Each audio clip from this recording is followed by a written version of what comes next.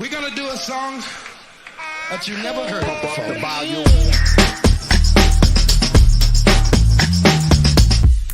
Here they come and get wicked.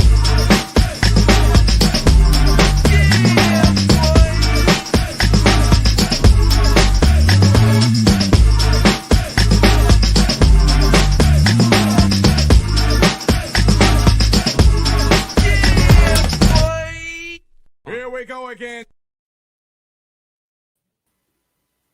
Ace Kennedy, my brother from another mother, what's happening? Hey.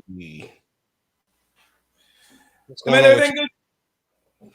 You said what? Is everything good your way? Something like that, man. Just over here trying to put out a bunch of fires, but no, overall, we Gucci. Okay. Listen, man. Well, we got a lot of stuff to get into, though, man. We got to catch up, though, man. A lot of stuff happened since Friday, though, man. Let's get that music going, then, Maestro.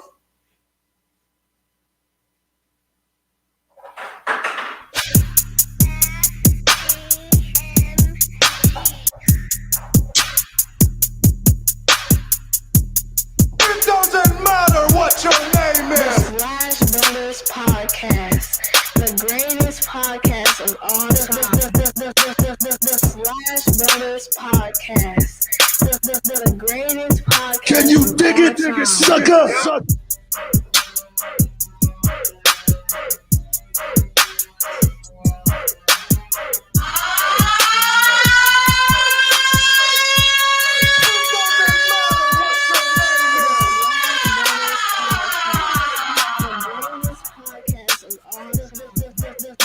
The Slash Brothers Podcast, the greatest podcast of all time.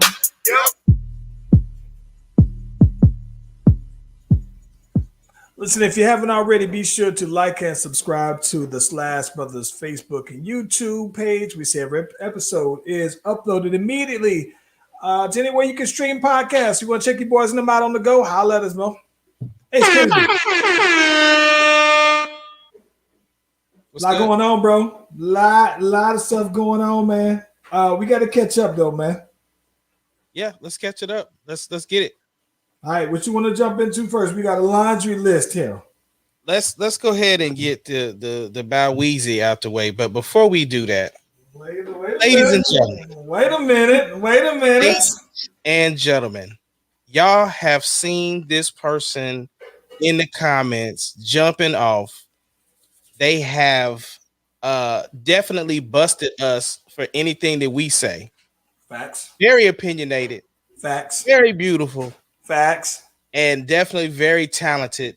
Facts. Please welcome to the Slash Brothers Podcast another official member of the Slash Brothers Podcast, Brittany Rowe.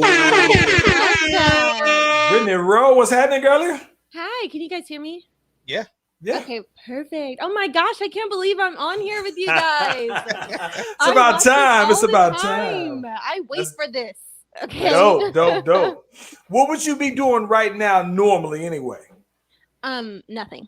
I would be on Tuesdays. I am free. I am off. It's my rest day. So I was like looking forward to this. Dope. Yeah, well, we're glad to have you because I mean, obviously, we have your voice in the comments, but to actually put a face to the voice for people that don't know who you are, it's very, very exciting to have you on. So yeah, 100%. It's good to see you because I haven't seen you since you moved. I know. It's crazy. It is crazy. It is crazy out here in Atlanta, as Charles would know. But I love it out here. I absolutely love it. It's amazing. I told you would.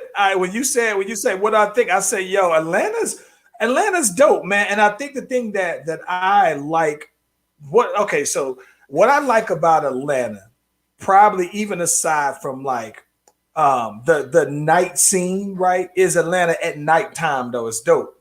Real dope. It is. It's a whole different vibe from Oklahoma. But I miss Oklahoma. I love Oklahoma as well. So no dig on them.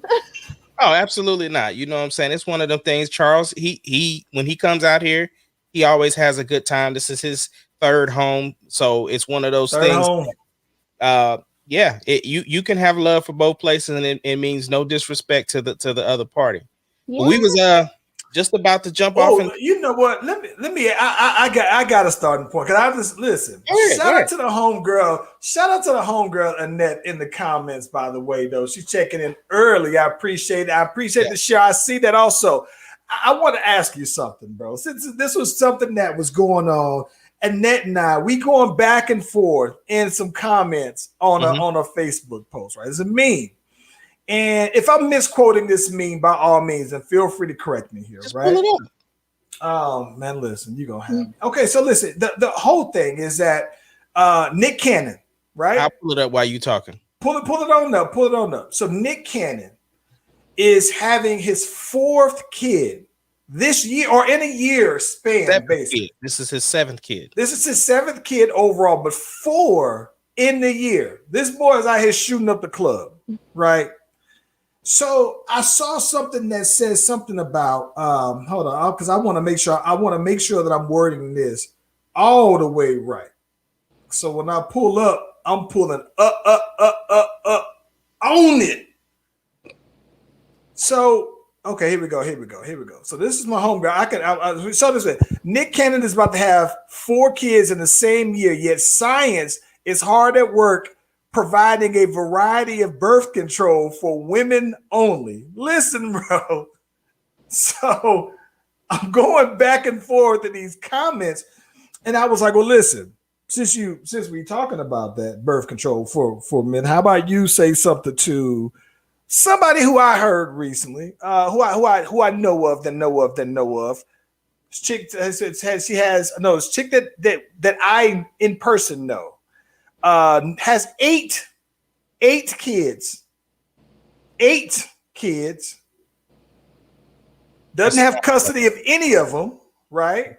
So I put in the comments, I said, how about you say something about this woman who got these 8 kids that she doesn't have custody of? I'm assuming that she's shooting some singles here, right? One baby dad here, there, one. I don't think that she's double up on 2 at a time or whatever, though, right? So we going back and forth, and they were like, oh, well, if you're commenting about that, then you missed the assignment. I was like, oh my God. And you know me, the worst thing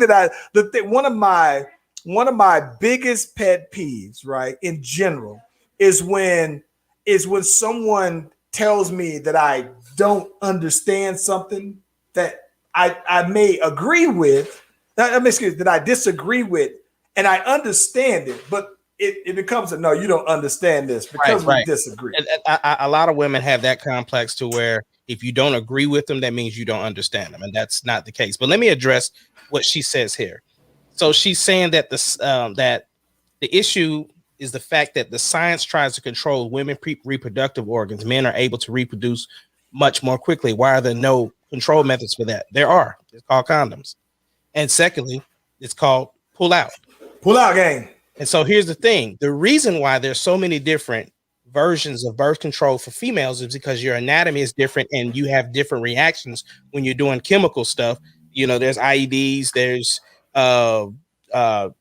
all sorts of contraceptives that can be used by a female, and each person's body is different. So because of that makeup, the thing is that at the same time, when you're talking about having sex for reproductive purposes anyway, it's between you and your partner how you guys decide to have birth control. There's ways to do that. So the simplest, most easy way would be for a dude to put on a condom. And if y'all don't like condoms, then y'all got to come up with something else. But the thing is that they made options. They're not just trying to control something. They're making options. There's a difference. Controlling and providing options is 2 different things. Brittany Rhodes, today you say.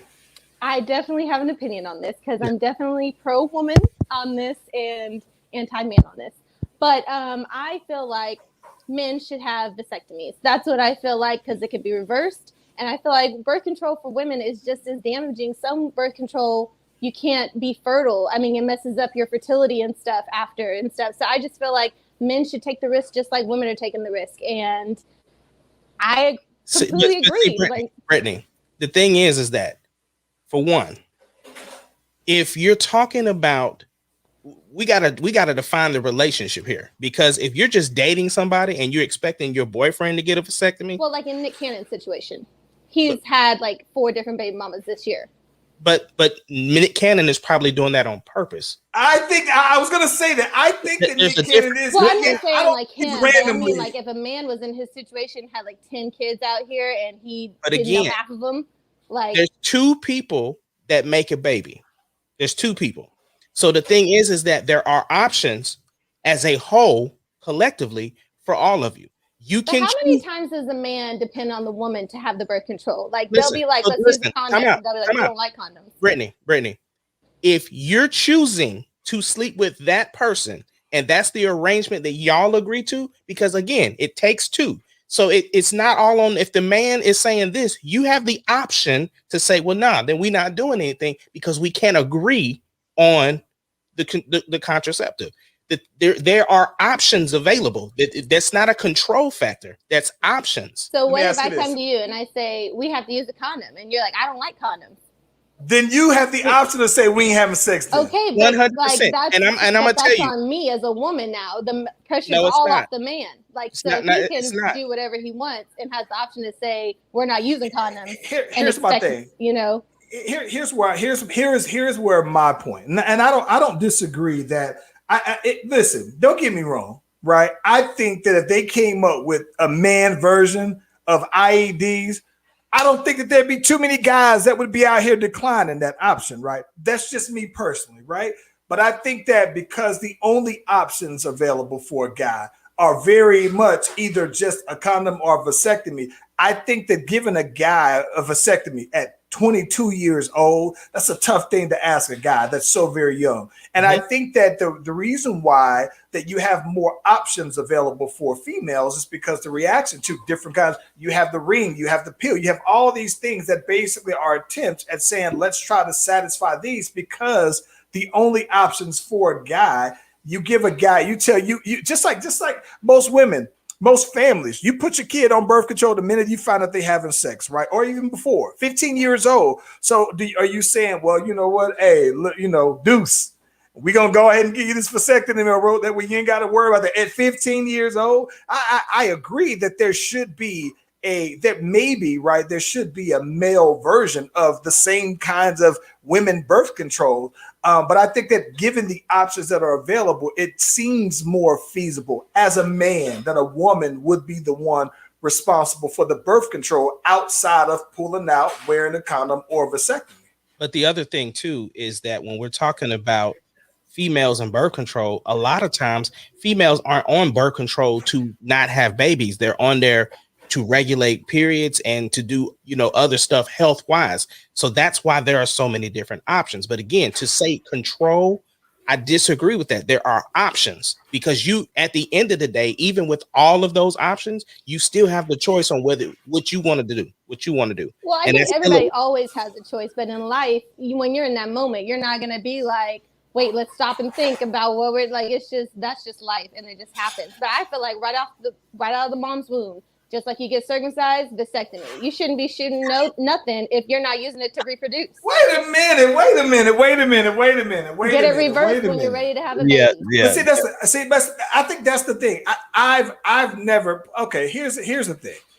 I think that just like getting a wisdom tooth pulled in your 20s and your teens is different from you getting a wisdom tooth pulled when you're 50 years old. It just don't recover quite the same, right? The nerves ain't. I don't know anybody who's ever got a vasectomy and successfully got it reversed. I'm sure there's somebody who exists out there, but I think that it's easier. To me, it's easier for a female to say, hey, you go get the vasectomy because, it seems like it's easier because you only have the 2 options, right?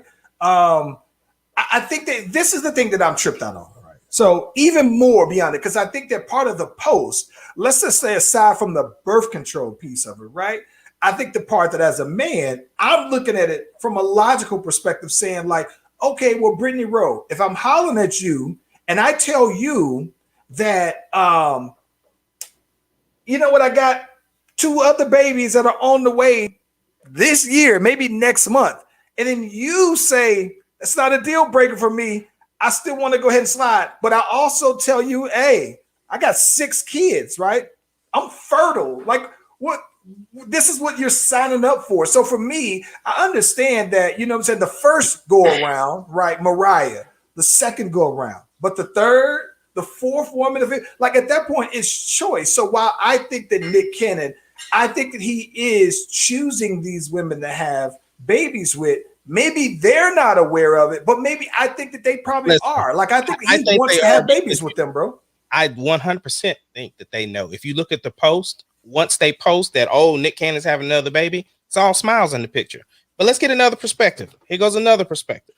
I'll listen, man. Put me on some birth control, man. I'll pop some pills. Avoiding pregnancy really isn't as hard as y'all pretend. You do choose who you have cheering with. Y'all be raw sex. Y'all be having raw sex and then be flabbergasted when the pregnancy test is positive. Give it a rest. Listen, bro, I'm going to be honest with you. Let's keep going. Keep going. Hold on. I'm so tired. Of y'all saying my cousin was on birth control and got pregnant. Condoms are 98% effective. 1,000% true. I know so many birth control, 99%. You and all your cousins, them are not the 1 to 2% that it did. Listen, last one. Yeah, I just want to add that I know nobody likes condom sex, myself included. But that doesn't change what I said. I wouldn't be shocked if I got pregnant after having raw sex or some timing with my birth control. It wasn't a holier than thou tweet. It would be I would be accountable, and that is my whole thing. So what about when guys say that girl trapped me, and when you knew that we weren't using a condom and everything? It's just choice. It's choice. It's accountability. It's accountability. Listen, it's to me, right? It's almost like you saying, my baby mama crazy, right? She was crazy before you got with her. That was your choice to let them red flags slide. Mm-hmm. So when you got knocked up, you got trapped. Well, no, she didn't trap you. You trapped yourself when you smashed Raw Dog. Right. That's 100%. Then the other part to that is that even if you were wearing a condom, you came with your own condom game. Well, you still elected to have sex, and that's a possibility, right? It's a 2% chance that you could still conceive. So you took the risk because you thought that it was worth it right then and there. But it's still, I don't believe that you could I don't believe the trapping, right? Like, yes, females could mindfully and willingly trap a dude, but I think that it's the dude who falls for his fault. Like you can't blame me. I mean, you can't blame her for trapping you when you had to know that she was capable of the traps. The thing is, who you trapping out here, Brittany Rowe? No babies over here, none. I'm just saying that whole thing about not understanding because I don't agree with the fact that there are options available. There are options available. That's what it is. Abstinence is the safest way, people. You say what? Listen, abstinence is the safest way, people. Abstain, bro. And listen, shout out to the homegirl Renata. She says not all vasectomies are reversible. Even surgeries can damage the penis, right? But then she also pointed out, hey, pull out, pre-cum fertilizes the eggs. Listen. Yes, I don't think mine do. This is a false statement. This right here is a false statement. No, it's so true. Listen, mine it's don't. So true. My pre-cum don't. It's just warning shots. And they just hear what they want to hear, bro. That's just what it is. Birth control can also make women infertile as well. So damage to the penis can also do damage to the uterus. Guess what? If that's the case, then you have more options available to choose from. So that's right. Well, I'm just saying I don't feel bad for guys if they had a vasectomy. So Brittany Rowe, let's hypothetically, right? You tend the age of 25, right? 28. Okay, still tender. Give me my 3 years. Okay. So listen, in that scenario you described, right? You said, hey, you know what? Birth control, right, makes me have this reaction, whatever it is, right? You've tried all kinds and you have all kinds of reactions to every single kind. So that there's not a birth control option that works. Right. And so the guy says, hey, you know what? The only options we have here at 28 years old, this is another 28-year-old dude. He says, well, listen, we gotta do the condom thing then, right? Because that's all that's gonna work. That means that, are you saying then that if you say, nah, I'm trying to get this raw dogging in, that means that that's on the table if you already know that you have these reactions to birth control. If condom sex is the only thing that you can do, then why would you ever fall for the let me just put the tip in? But the other thing too, Charles, is this though, right? At the end of the day, we are adults. We know what's on the table prior to sex, even before sex is on the table, right? So the thing is that we've been in situations to where things happen and the condom didn't come out. You know what it is. Like, you have to be aware of what's going on. So Brittany Rowe, to that though, how do you what's the play then? I will say that I've never had a conversation about if I was on birth control or what we were doing. Like, I've always been on birth control, so I've never had a conversation about a condom or anything. So I think in real life we don't have these conversations before. We just do it and then we think about it after. So, I don't know. I have to disagree with that. I've never been in a situation where I've had that conversation. Okay. So do you just assume that? So is it this is blind assumption then? Like, how does that? Well, because so first of all, I know who I'm going to sleep with. I've always known who I'm sleeping with, and I know that I'm on birth control, that I'm okay. So that, it's never been like a one night stand type deal. So I've never had that experience. Yeah. I can see that. That's why I'm like maybe I ain't been out there on the scene like that in some time there. So I'm just like, is this not a regular thing that somebody would be talking about here? Like, I'm sure if I had a one night stand, I would totally have that conversation, like condom, no question. But if like I said, I've never had that, so that would be for the ladies to determine. Well, what about casual though? What happens out there in these streets? You just have casuals. That's at least how my Facebook timeline makes it appear that casual is cool, right? A lot of the people I know, they don't use condoms on one night stands and first meetings and stuff. So they raw dogging randoms out here. Like, a lot of people are raw dogging. They be watching too many movies, bro. They see it in the movies and think it's cool. No, sir. Keep you floating. A lot. Hey, listen, that's why I had to have a conversation with my kids, bro. Like, we had the tutorial on how to, because I'm trying to keep the streets clean right now.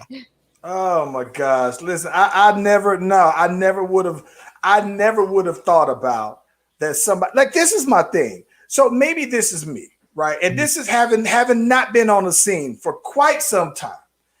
Isn't there like a grace period before you start going raw dog? Like, apparently not.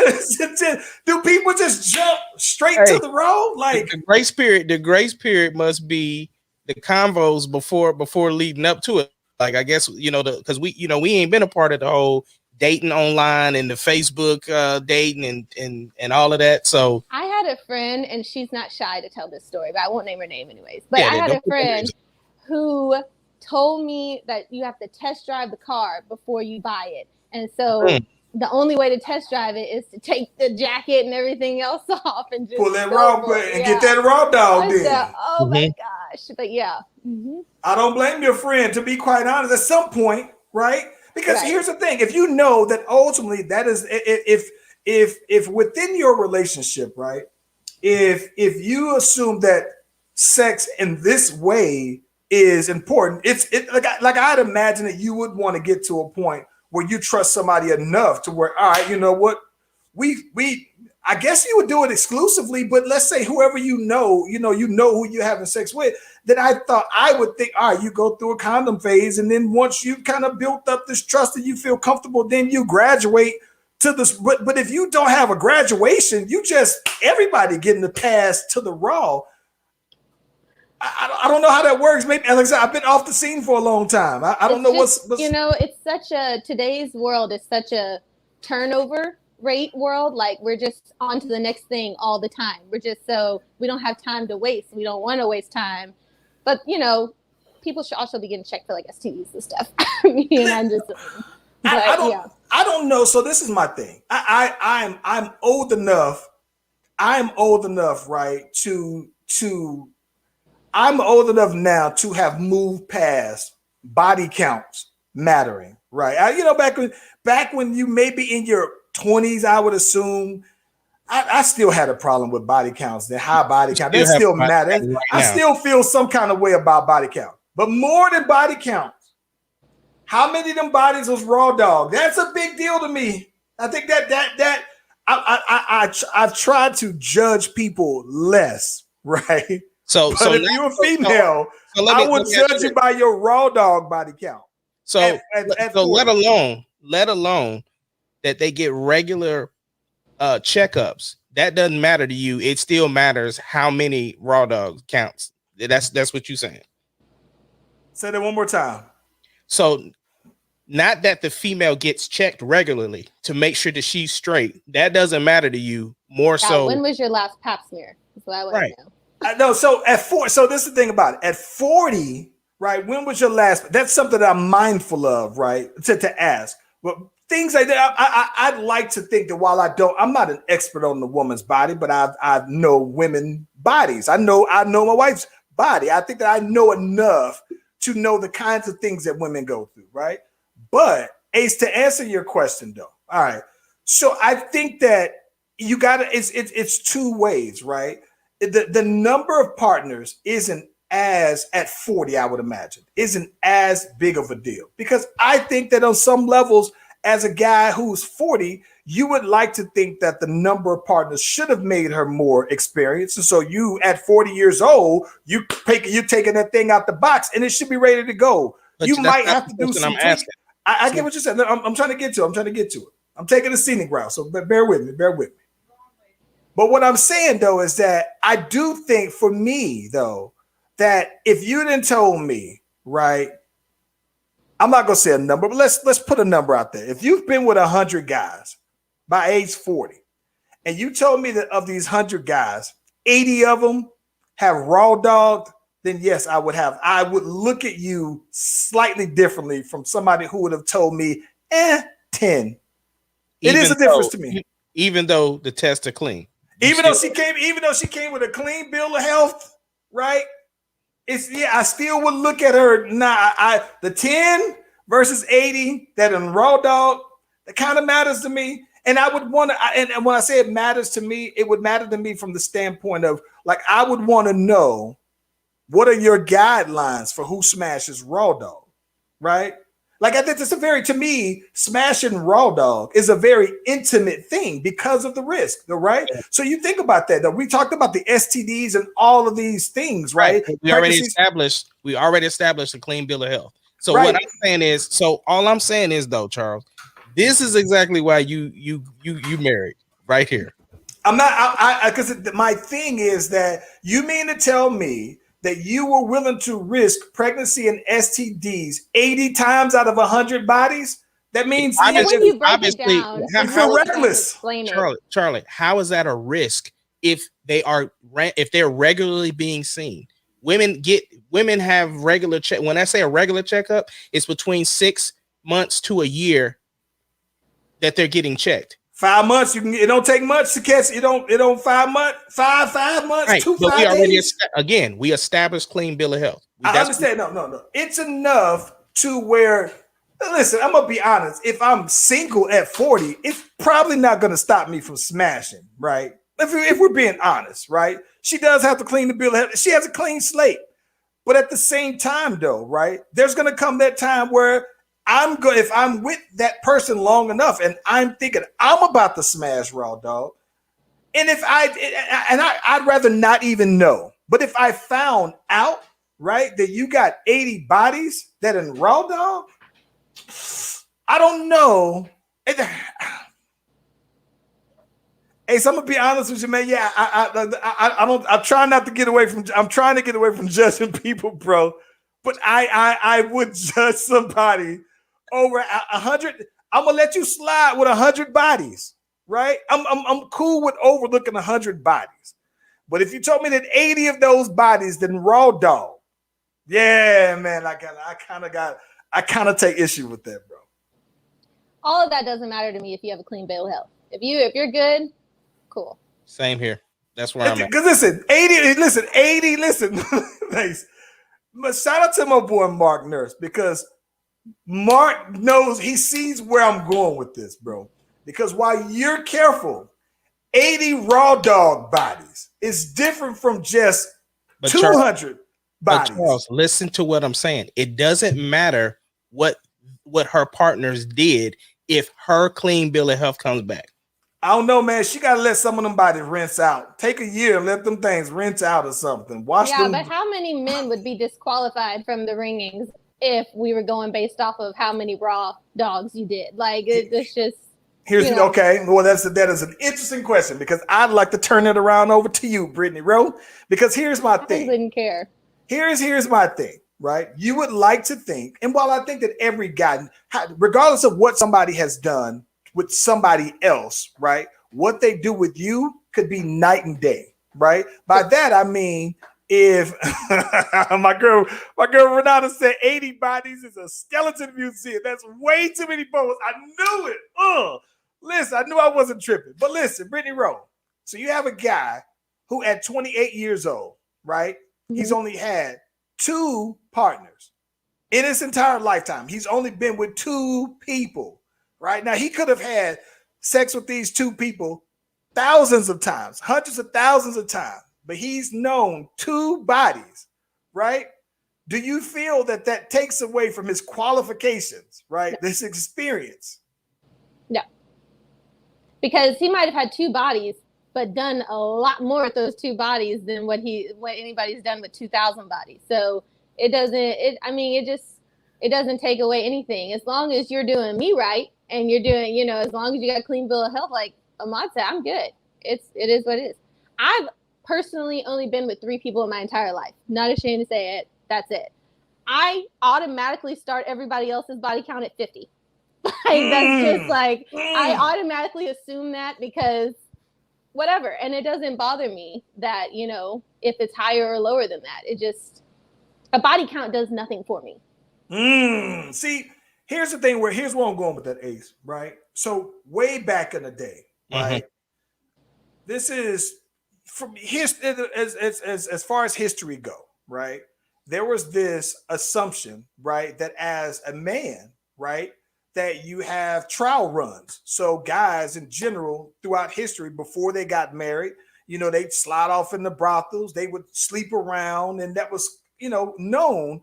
And the idea was that by the time he got married, that he would know how to sexually satisfy his wife, because he's already ran through some other practice shots, right? Mm-hmm. So he got this main thing. And the idea is that you don't want to have your main, you as a guy, not know how to satisfy your main one. So you go through and you sleep around before you go ahead and get married. And that was something that was always acceptable, right? And so it's funny because that was referenced on what was the show Bridgerton, right? So when the little boy wanted to marry the black girl, the brother said, "It was my fault. I should have taken you to the brothels." You know what I'm saying? Maybe your nose wouldn't be wide open behind this young girl because you would have already had some coat on you before, right? Because the idea is that you would sleep around enough to where that wouldn't be anything new. But I think I'm not saying that that's where guys today still come from, but as far as why something like that is acceptable, I think that it's just because of historically, it was an okay thing that a guy would sleep around, but a woman would still want to keep her chastity before she go ahead and get right. married. But that's all well and good, but it's 2021. So at 40 though, like at 40, but I do think though at 40 years old, right? My knees is too bad to be trying to train up. I would have to be ready made at 40. I bet you P. Diddy's still out here doing it big, Possibly, probably. We see what Cannon is. Nick Cannon clearly is though, right? But so I was watching the Joe Budden podcast and they brought up something that was kind of an interesting take. What if Nick Cannon knew something we didn't know? Like what if Nick there, and I'm knocking on wood, whatever. What if he knew something about his future that we didn't know and he was setting himself up? I think I know exactly what Nick Cannon's doing, because he said in a lot of interviews he doesn't plan on living long. Like, he thinks that he's going to be taken out pretty soon. Like, that's what he said in interviews. And because of his Dr. Sebi, documentary that he's continuing on with and everything else. So I think he's just trying to plant as many seeds and reminders of him as possible on this earth, to be honest, because he doesn't see himself living much longer. Hey, you know what? That makes me look at the research department a lot different now, bro, that comment. Because I got the one son, right? Mm-hmm. And I would like to think, though, man, that with me just having the one son, right? And I feel like I got it right the first time. My son's amazing, right? Yeah. But at the same time, if you're Nick Cannon, you probably think I'm an amazing dude, right? And he probably is sitting here thinking like, no, I would want to have some people, multiple people, that would not necessarily be able to carry on my legacy, but also be a part of me and be the fruit of my work, though, man. I'm relying solely on my son to get it right. But if he don't get it right, what I'm saying, then that's it, though. So I can understand how Nick Cannon might be like, you know what, money aside, right? Money is not an issue. I'm just saying, just being capable of loving this many kids. I'm sure he has to have it. But I think that that's part of why I think he is purposely picking out these particular women to have these particular kids with. And not to count the boys' pockets, because I don't. I'm sure there's some paperwork behind all of this. So you think he has like arrangements, but he has arrangements with these women? 100%. I think Nick Cannon knows what he's doing. I do too. And which is why you haven't heard Nick comment about it. Like, he just letting us run with it. And he doesn't strike me as the kind of guy who would just be knocking up randoms. He's too smart for that. Like, we've never really heard any real controversies about Nick, even with going through his divorce and all of that stuff. It was just like, okay, they just didn't make it work. Like, it wasn't really anything crazy. So I'm just saying, I think he has a plan. I don't know his plan. I don't need to know his plan. Well, I also think Nick Cannon likes to sleep around, because Nick Cannon was one of the first to hit Kim Kardashian and all those other people back in the day. Yeah. So him and Bow Wow's resumes is long. Yeah. Nick Cannon had but you know what? Here's the thing, though, right? I think that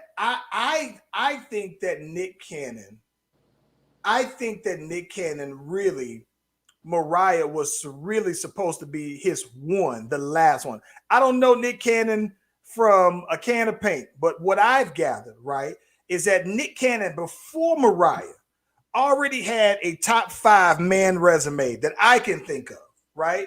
Before Mariah. And I thought that Mariah was his one, very much like how I think that Kim was supposed to be Kanye's one, like she was his dream girl, right? Because I've heard him speak of her in that regard. And I think that when it didn't work out with her, then that's when he was like, okay, I'm back to doing the old me, right? And in that I've been married before enough to know that, all right, I'd be just as happy with my kids and not necessarily be titled to a woman. I think that's just stages of life that everybody goes through. Yeah, like I said, I think he definitely had a plan, and I think that, it's cool to speculate on what everybody thinks or their opinions on the situation, but ultimately, that man has a plan. Well, here's what's interesting, right? So the flip side of that, right? The very flip side of that is Safari and Erica Mena. I saw that they just had their baby boy, and they're going through a divorce, right? I don't know if that was planned. Like, I don't know that Safari looked at Erica Mena and said, I want that to be the mother of my child. That's who I want to have babies with. Right? I think that Nick probably looked at these women. It's almost like I don't know about if I agree with that, because they were married. Well, like this. Would you okay, he wasn't married to Nikki, but do you think he would have wanted to have a baby with Nikki? Yeah, but he wanted to be with Nikki, though. That's the difference. And so the thing is that once that was no longer an option and he got married, then what is the point of getting married if you don't plan to have kids or finish out your life with? I don't know. Do you know what, though, man? I'm gonna be honest. Maybe because they're a reality TV show, I never looked at them and said, "Oh, you know what?" Like, it still felt like a little phony. Like, it's like this. It did feel like they did it for media. It didn't feel like did it for media instead of love. Yeah, it was like one of those, they were on Love and Hip Hop together, then they got together type deal. So it was, right. you know, And who knows? Maybe he was with Nicki and Erica Mena was and they're supposed to be his divorcing true now. love. So, But they're divorcing, right? So that's why I'm like, yeah, it never seemed real to me, but it's different. Like the boy and Ray J. I don't know. Hold on. But before we talk about, but like this is the perfect example. Like Chad Johnson, Ocho Cinco. Mm-hmm. So he was on this podcast and he mentioned that he has singles, right? He has multiple kids with multiple women, but he picked these particular women to have kids with. And it was about a physical thing. Like he was basically like, can you produce a D1 athlete? And all of his kids are D1 athletes. And he said, I purposely picked these particular women to have kids with, though. So I think that crazy. I can see the motivation, especially if you're Chad Johnson and you might think, I think that being married isn't as illustrious as it once was to a lot of people, but I think that being a parent it seems to me like being a parent is more of a priority to a lot of men than I think being married. Is that fair to say? As a, I think women as we're well. both married. I don't know if it's been that way for women though, but I think especially with this generation, I mean, they just don't want to get married anymore. They just don't want to. So I think for the most part, they'll produce a kid out of it, and they want the option that if something goes south, to go to somebody else. You know, so I just think people aren't getting married. So Brittany Rowe, would you entertain vasectomies? Right. So here we go. So Brittany Rowe, would you be okay with having a kid with somebody who you're not married to? Like at 28 years old? Yes. Right? And with that answer being yes, my thing is that where do you prioritize marriage and having kids though? Last. I don't want to have kids. I don't way down the road. Okay. When I'm 50. 50. Maybe. I don't even I really don't want kids. So, wow. No, nope. I'll stick with my doggies.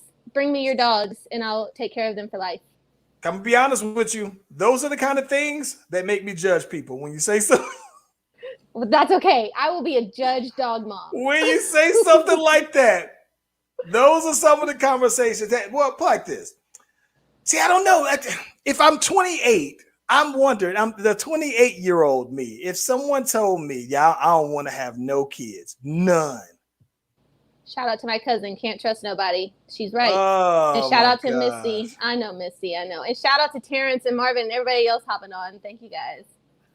I don't know, Brittany Rowe. If you told me at 28, a single Charlie at 28, and you said, nah, I don't want to have any kids. Well, first of all, everybody has kids. So finding somebody that doesn't have kids to start something with is just almost impossible nowadays because everybody has one. So, I mean, it would be like finding a needle in a haystack, you know, like. That is interesting. That is very interesting. Well, let's move on to something else, bro. Let's do it, man. Listen, I didn't watch all of this, but Soulja Boy, Bow Wow. Yeah. Listen, I'm mad. Listen, I'm mad for starters, Ace, that there were some very good versus battles that you didn't watch and you skipped out on those. This was the best one. Are you serious right now? It was lit. They did it for the culture. Listen, they pulled out guest stars. They pulled out everything. It was, I mean, it took me back to Harlem Shake days and I loved it. Like, and I think the biggest thing for me, I'm always about the true nature of verses, of giving people their honors so that people can remember. And so Bow Wow, man, yo, that bro can perform. He won. Bow Wow can go. Like I could see me going to a Bow Wow show, and it was like crazy because it's like people don't give him his props like that as far as like what he's capable of doing. So I just thought it was interesting that everything he said that he was gonna do in the verses, he did. And he brought out Omarion, who's my husband. So if I wasn't yeah, I didn't watch it. I saw highlights of each of the it's like enough to know what was going on. So I didn't see it live, but I did watch it though. I didn't see it live either. I watched the playback. And my thing is that the highlight moments obviously was Bow Wow clowning Draco for playing the song 3 times, and then the highlight for Draco was calling Bow Wow Lil Pee Wee the whole night. So it was just a clown show. Like, they're both funny personalities. They're both. I mean, it was just a really good vibe, and I just loved it. So if we were scoring, Bow Wow who wins it? Bow Wow. Bow Wow. It wasn't even. I mean, here's the thing. A lot of people like Mark knows everybody was talking about. Draco gonna get out there playing all these club hits, but he had no energy behind him. Like it was almost like he just played his song and he was just either lighting, smoking up or whatever. Like it Bow Wow's energy and charisma that he brought to the songs, even if the song wasn't that big of a record, it felt like, okay, Bow Wow out here. It's just his stuff. You could tell that him and his DJ planned everything. They were. It was like a concert for him. 100%. Like it was like his concert. I just did, for some reason, bro. I looked at it. It's not that. Now listen, I didn't know. I knew that Soulja Boy has been around for a while, but Soulja went like a long period where you didn't hear from him until the Make It Clap. She Make It Clap came. I haven't heard any new music that I thought was listen worthy from Soulja in some time. So then it's funny that you say that, is because that was one of Draco's points, was like, Bow Wow, you sitting up here doing all these songs, but you doing all these old songs. And it's just like, I get bro, it. Your new songs ain't doing nothing. So like, I mean, don't get me wrong. I think that his song that She Make It Clap was like a #1, at least a trendy song on TikTok. Shout out to TikTok. Yeah, it was number 21. Yeah, so but I think that but think about that though. For Soulja to randomly haven't had a hit record in, it got to be 10, 15 years, and to randomly pop up with this #1, it's still something to mention. But don't talk about, are you playing all these old songs like you got a whole catalog of new hits? Right, because Bow was saying, listen, I just performed another #1. Like, and so that's the only thing he could really say was like, well, you ain't got no new songs. Okay, but this song was a #1. This song was a #1. This song was a #1. I just like Bow Wow. I don't know, man. I just liked Bow Wow as a rapper more than Soulja. But with that said, though, I think that Soulja always talks about, I was the first to do this, I did that. And I give him props though, man. He was the first to do a lot of things. And Soulja's put on a lot of people that a lot of these new Lils, I think he's put on a lot of them though, bro. So he was the first on like social media. I mean, he was like the first big one on social media. So he brought that to us a lot. I mean, Soulja Boy Tell 'Em and Kiss Me Through the Phone and Pretty Boy Swag, those were all like hits. So yeah, but that's where you have to respect people like Jay-Z and others who have been around for so long, or even Drake for that matter. Drake is one of the big names of somebody who is still relevant to this day, and not like having to go back and say, well, oh, he was the first one to do this, because Drake still is doing stuff to where like all the Lil still like to have a Drake verse, so everybody's still reaching to have a J verse. Man, listen, Drake can do a versus battle versus himself, and you pull the past 6 years versus the first 6 years. So it's almost like doing a Kobe versus Kobe, right? Which Kobe you want to go for, 24 versus 28? I would love to see Drake versus Lil Wayne. Yeah, they've done concerts like that too. So I think that would definitely work. And you talking about an impactful battle, that would be. I mean, like I said, Lil Wayne put him on, you know. Right. Yeah, but just because you got put on doesn't quite mean that you hit that. Still battle. I don't agree. But then here's the thing: in the grand scheme of things, so here's the thing, though, Ace. You know me and my list, right? Mm-hmm. Is Drake a better all-time rapper than Wayne? I don't know if he's an all-time rapper better than Wayne. I think he's an all-time better artist. Okay, either way, however you want it, artist, rapper. No, he's an all-around better artist than Wayne, because there's so many things that he can do. And here's the thing: there are some people that don't think Wayne has recovered from when he had his break.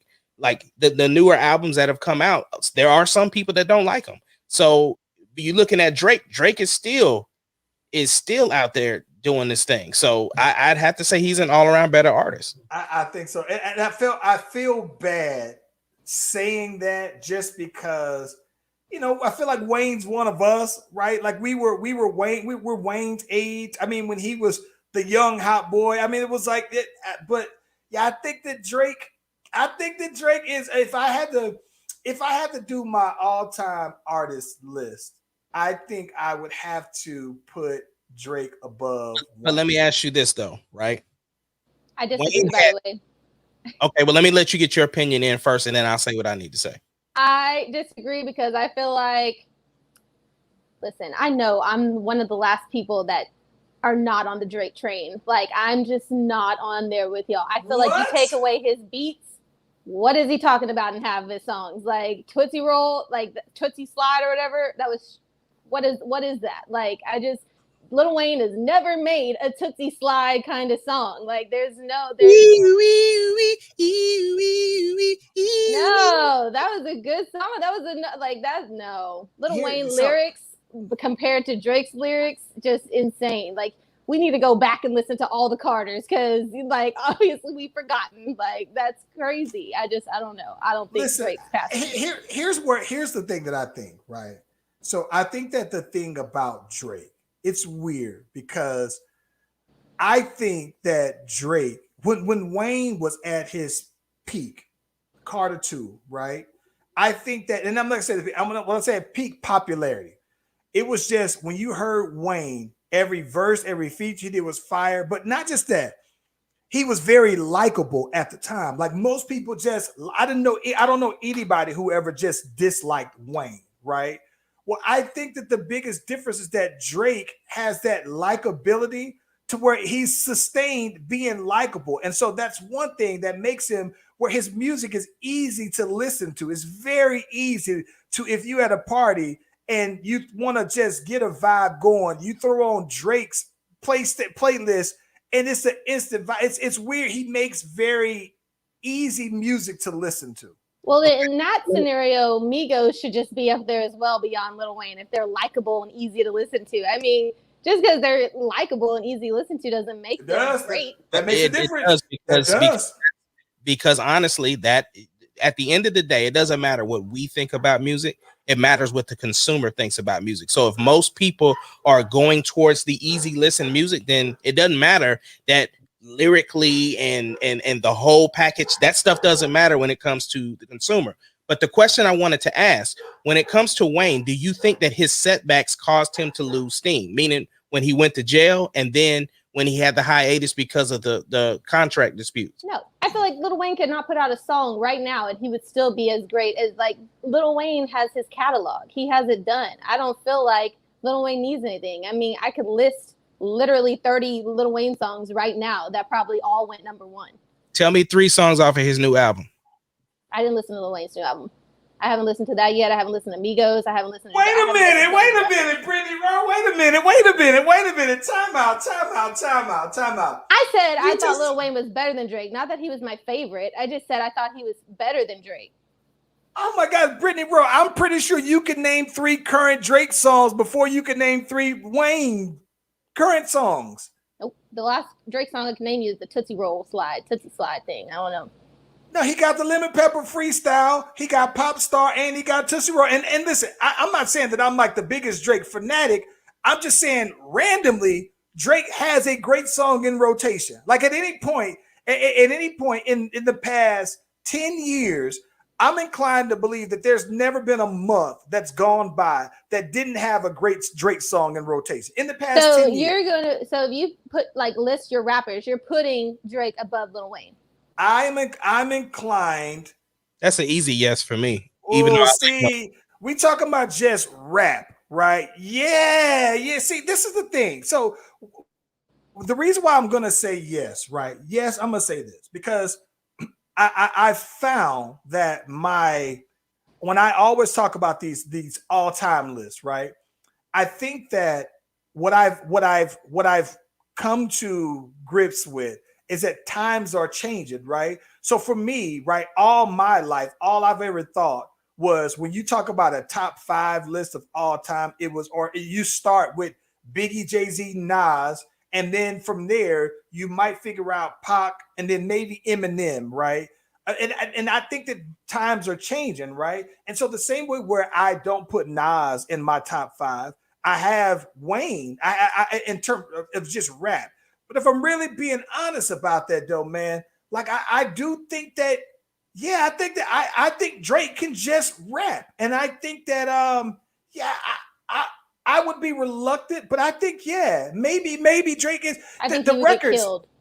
The records have to mean something, right?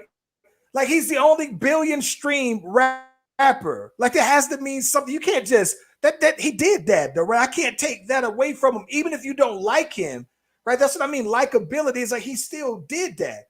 And so the fact that he's still as relevant today as he was day one, that's exceptional. But as to your question though, right? I don't think that Wayne going to jail hurt him.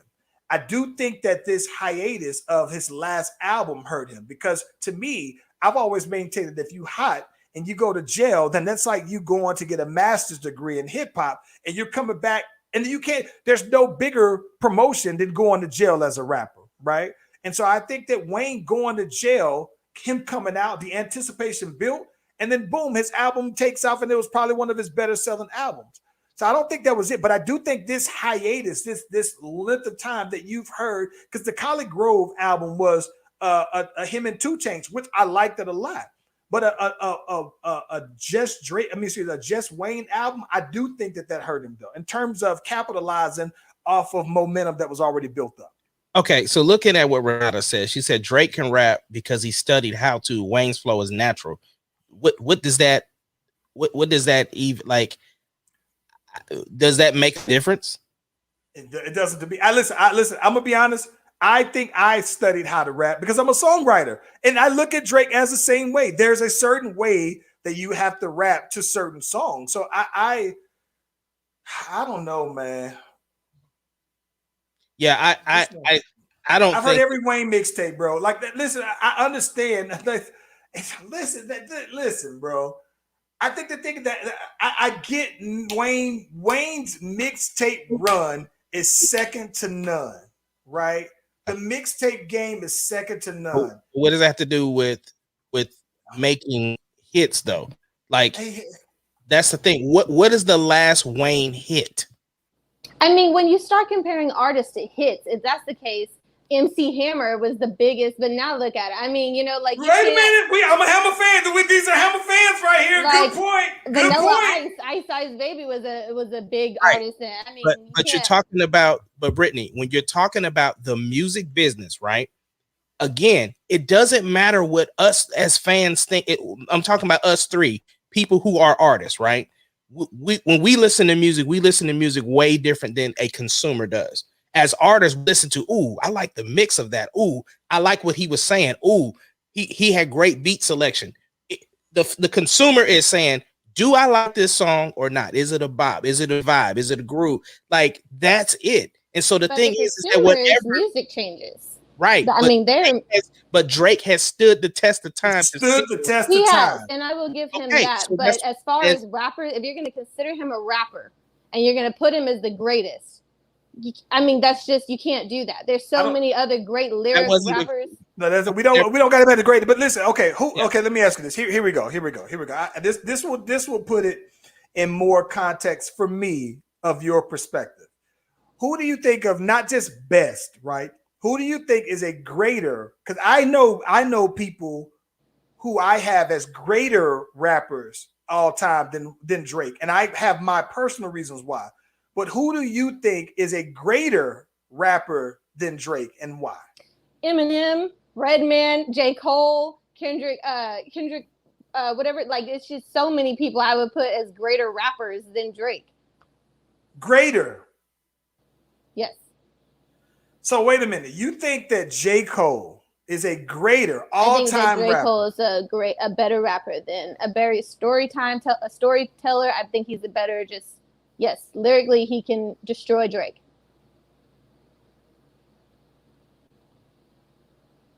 I still think like that the conversation is different now. Like when you said, so My thing is that when you're talking about an artist that has zero to do with lyricism, when you're talking about an artist, you're talking about an entire package.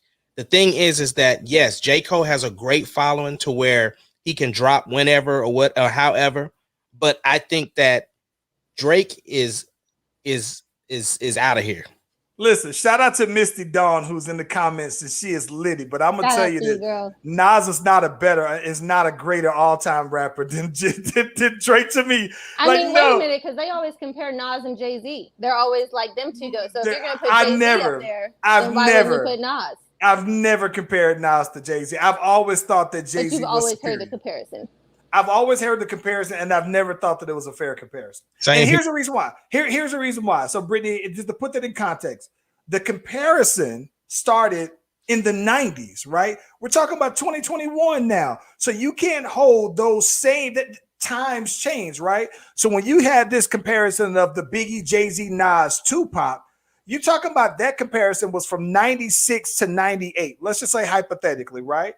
Well, now, I mean, yeah, you can say that those were maybe the best ones back then because there were fewer rappers like that. It was the consumption of music isn't how it is now. And so you think fast forward though, now times have changed. And I think personally that Wayne is a greater all-time rapper than Nas. I think that there are a couple of people who are greater all-time rappers than Nas. I agree.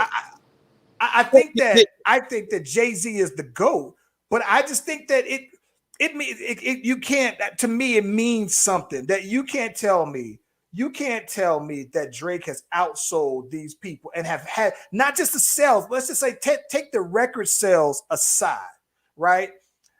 Drake has had the longest run in the history of hip hop in terms of being a top 2 guy at any point in his career. The longest run. The second longest run is Jay-Z. The third maybe longest run is Wayne. And so I think that means something to me that you can remain relevant that long. And that's the whole point of what Misty is saying too. Like Drake is mainstream. There's a reason he's mainstream because a lot of people like to hear him. That's what I'm saying. Renata's hurting my heart too. Renata says I can't relate to Drake and his Disney Channel rapping. Exactly. Thank you. That hurts my heart so bad to hear. That's exactly how I feel. I'm just like, how do people like you love his beats? Wide audience. You don't love his lyrics. You don't love like. I love his lyrics. I love his lyrics. That's the thing. I love his lyrics and the beats. You love Tootsie Slide. You love Slide to the left, Slide to the right. I hated Tootsie Slide, but I understood the purpose of Tootsie Slide. He is mastering the music business. He put a song out there for TikTok, which was the most powerful platform back at that time to open himself up to yet another audience. So again, if we're talking music business or we talking just liking somebody as an artist, I think we've gotten away from defining what a great artist is. Like Michael Jackson was a great artist, but his music meant something and he performed well and he was all around. Right. Drake would never compare to Michael Jackson. Right, but Brittany, what changed is exactly what you just said is exactly my point. But I would compare Beyonce to Michael Jackson. I would compare Chris Brown. I understand that, but at the same time, that is our opinions about what defines music. That's not what the consumer is concerned about anymore. That's my point. But listen, Brittany, to your point, I guess what I'm looking at is when you say Michael Jackson, right? Michael Jackson was a generational artist. Beyonce is a generational artist. If you want to go back further, Smokey Robinson was a generational artist. You said Chris Brown is. Drake is a generational artist. He is very much Drake is an anomaly. He is one of one. And that's what I think makes Drake great, because just like Michael Jackson was a one of one, you can call Chris Brown had the influence, right? But he still became a one of one. Beyonce, same. She had the influence, but she is just a Beyonce. I think that Drake is one of one, though.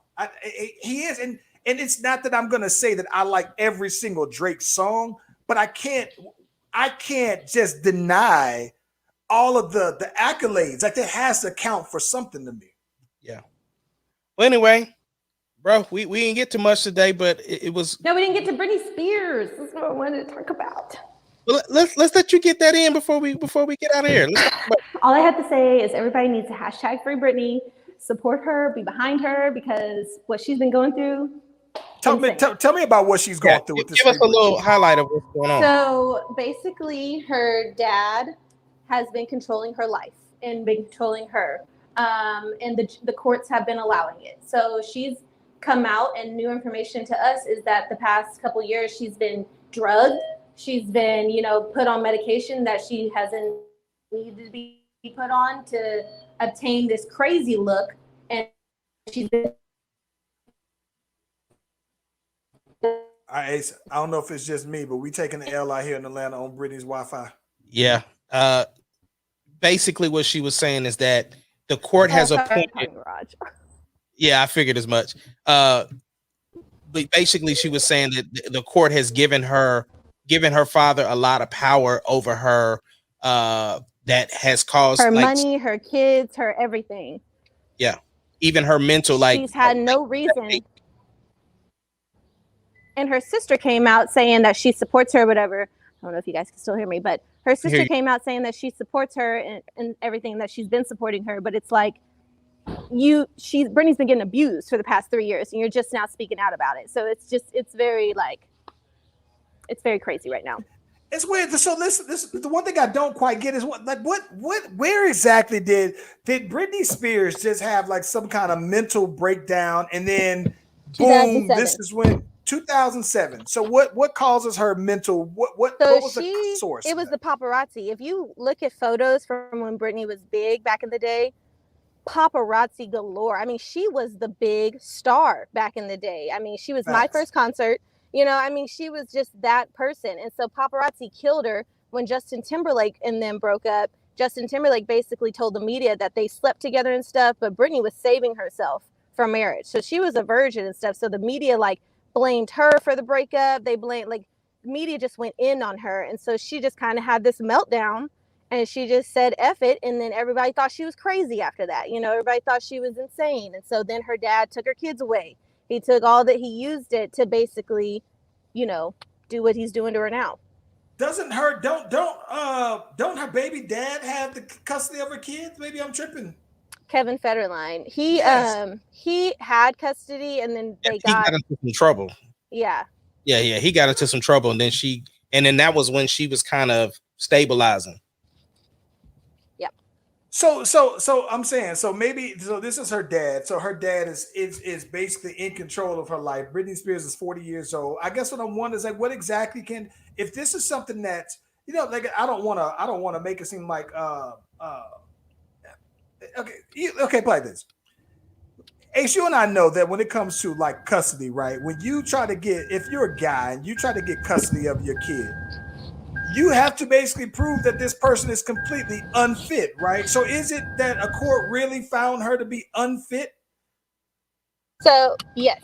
So what happened is that the courts, he used that meltdown, and he basically bribed a therapist and everything to say that she had this mental disorder, and he used that to get the kids away from her and stuff. Britney has nothing wrong with her. There's nothing mentally wrong with Britney. She is in full capability to take care of herself, but her dad is telling the courts a different story. She basically needs new representation. She needs new representation. Yeah. That's something I understand that your pops might be controlling your money and everything like that, but that has to be. But how exactly is your lawyer then, as Britney Spears, letting this ride? I would think that. So this was also part of the documentary that was put out there on her, right? Yes. And so Justin Timberlake received a lot of backlash from it, because that documentary showed how what he did to her after their breakup. And then just people weren't on her side. And so Britney's been being controlled by her dad since the Mickey Mouse Club, whatever they did back in the day. So she knows nothing different than being controlled, by her dad. So for her representation, she was using a family lawyer for a long time. But like I said, she couldn't reach out and get a different lawyer because her money is being controlled by her dad. So, it's he'll know that you got a different lawyer. Well, I think part of that too, though, when I say get different representation, a lot of these lawyers will do, because of the high profile case, they would do it, money on the back end. Exactly. So there's options out there, but honestly, of course, I don't know, specific details on how much control, like if there's a security guard that's outside of her room that she can't do anything, you know, there's just, you know, a lot of. She did come out on Instagram and after the first hearing or whatever, and she said, "I'm sorry for trying to make y'all believe that I was okay these past 3 years." Because she would come out with videos periodically of her dancing, looking crazy, and she'd be like, "You know, I'm okay. I'm just living life, blah, blah, blah." And she was like, in reality, I was being drugged. I was being, you know, so like she just came out and she apologized to everybody by making it look like she was okay when she really wasn't. It's crazy. So the Free Britney hashtag is out there on social media. Then I got this was funny because my mom called me on up, asked me when we gonna talk about this Free Britney Spears, and my mom was like, "I'm Team Britney," and this, that, that. I was just like, "Well, I don't know enough about this just yet, though, man. But it got to be deep enough to get my mama inspired to reach out to me to ask me when we gonna talk about this on the pod." I was. Britney is on the Shade Room, and that's when you know it's gotten real. Because when Britney Spears gets on the Shade Room.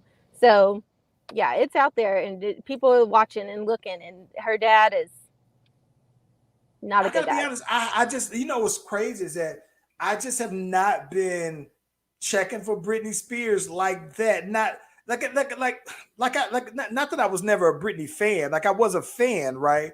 But I guess I've never been. It ain't like if this was Beyonce we talk about, I'd be out here protesting at the courts. He would be having them picket signs out there. Yes, I'd be out there like how them people were supporting R. Kelly. I'd be out there with my sign saying, "Free Beyonce, man. We ain't letting this ride. We got to protect her." Well, yeah, and people are so crazy about, people are like, "I can't believe how the media treated her." It's like, we were a part of that media for a long time. Like, we were a part of that 2007 meltdown. I was one of the people that said, "She's crazy. Like, what is going on with Britney?" You know, and stuff. So, like, we encouraged that crazy theory, you know, and stuff, just based off of what we saw. So it just kind of makes us remember to not judge people. I think that media coverage though is different now than it was back then, right? So like even back then when you think about Princess Diana died, and the media coverage that was around that, right? The lack of privacy that was given back then. I don't know that it's to that. It may, like I said, I'm not in that tabloid type of that scene like that. But I think I do remember though in the 90s and in the early 2000s that people just didn't give a damn about nobody's privacy, and that, you know, it was nothing for Britney to be. Because I remember when Britney and Kevin Federline were first dating, and it was a big deal about what they were wearing, and that whole Von Dutch scene that she was wearing, that was like the look and that everybody had, and they was running with that. It was like I just remember media always being real heavy on it. But I can also think back that maybe back in the 90s and early 2000s, that, and probably even dating back further than that was just how media was back then, how they covered things. Yeah, because if you look at the pictures of her like trying to get in her car back in the early 2000s or 90s, I mean, swarmed with paparazzi, like just everywhere. It's crazy. Yeah. Well, look, we're Free Britney then, if that's what the hashtag's saying. Free Britney, and thank you guys for everybody who showed up on the podcast today. Y'all are real supporters. Yeah, Misty and Mark and Sonia, Renata, let's see here, Stefan and Annette, of course. Annette, Erica. Everybody that chimed in, we appreciate y'all. We definitely want to send a special thank you to Miss Brittany Rowe for going ahead and guest starring on the show. Yes, sir. Absolutely. Yes, sir. And this won't be the last time, man. She family for real, y'all. She family.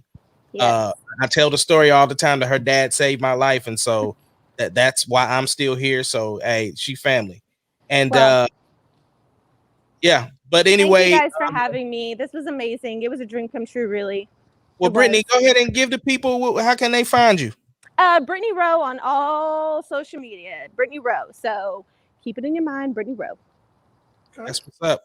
We the Slash Brothers, and we'll see y'all Friday. Bye. Play that music, Maestro. All right, here we go.